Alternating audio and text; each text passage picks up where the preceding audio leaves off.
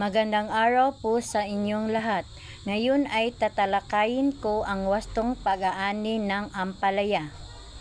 Ang pag-aani ay isang mahalagang proseso sa pagtatanim ng ampalaya dahil dito nakasalalay ang kalidad, sariwaan at dami ng ani. Ang wastong pag-aani ay nakatutulong upang maiwasan ang pagkasira ng bunga at manatili ang magandang kalidad nito. Ang ampalaya ay karaniwang inaani kapag sapat na ang laki nito, kulay berde pa at hindi pa sobrang hinog. Kapag masyadong itong hinog, nagiging dilaw ang bunga at mas pumapait ang lasa nito. Kaya mahalaga na malaman ang tamang oras ng pag-aani. Isa sa kahalagahan ng wastong pag-aani ay ang pagpanatili ng magandang kalidad ng ampalaya. Ang sariwa at maayos na inaaning ampalaya ay mas maganda ang itsura, mas masarap kainin at mas kaakit-akit sa mga mamimili. Mahalaga rin ang regular na pag-aani upang patuloy na mamunga ang halaman. Kapag ang mga hinog na bunga ay agad na inaani, mas maraming bulaklak at bunga ang maaaring tumubo. Makakatulong ito upang mas dumami ang ani ng mga magsasaka. Sa pag-aani ng ampalaya, gumamit ang mga magsasaka ng malinis at matalim na kagamitan tulad ng kutsilyo o gunting. Maingat na pinuputol ang bunga mula sa tangkay upang hindi masira ang halaman.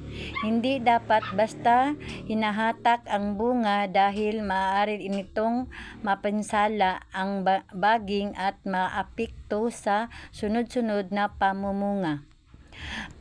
Pagkatapos anihin, mahalaga rin ang wastong paghawak sa ampalaya. Dapat itong ilagay sa malinis na lalagyan upang maiwasan ang pagkadurog o pagkasira ng bunga. Kailangan din itong itago sa malamig at malinis na lugar upang mapanatili ang kasariwaan nito. Halimbawa, kapag masyadong maagang inani ang ampalaya, maaring maliit pa ito at hindi pa ganap ang paglaki. Ngunit kapag huli naman itong inani, maaari itong maging dilaw, sobrang hinog at hindi na gaanong mabili sa pamilihan.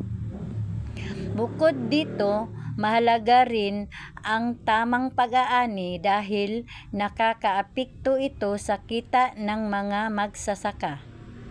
Kapag maganda at sariwa ang ampalaya, mas mataas ang presyo nito sa merkado at mas maraming mamimili ang maaakit bumili.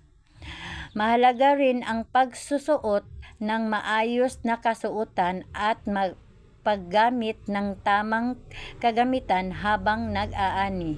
Upang maiwasan ang aksidente, dapat ding maging maingat upang hindi masugatan ang halaman at ang bunga. Ang wastong pag-aani ay hindi lamang nakakatulong sa halamang kundi pati na rin sa mga magsasaka at mamimili. Dahil dito, mas napapanatili ang magandang produksyon at kalidad ng ampalaya. Sa kabuuan, mahalaga ang wastong pag-aani ng ampalaya dahil napapanatili nito ang magandang kalidad, kasariwaan at tuloy-tuloy na pamumunga ng halaman. Sa pamagitan ng maingat na pag-aani at wastong paghawak, makakagawa tayo ng mas dekalidad ng ani ng ampalaya. Maraming salamat po at magandang araw. Mana?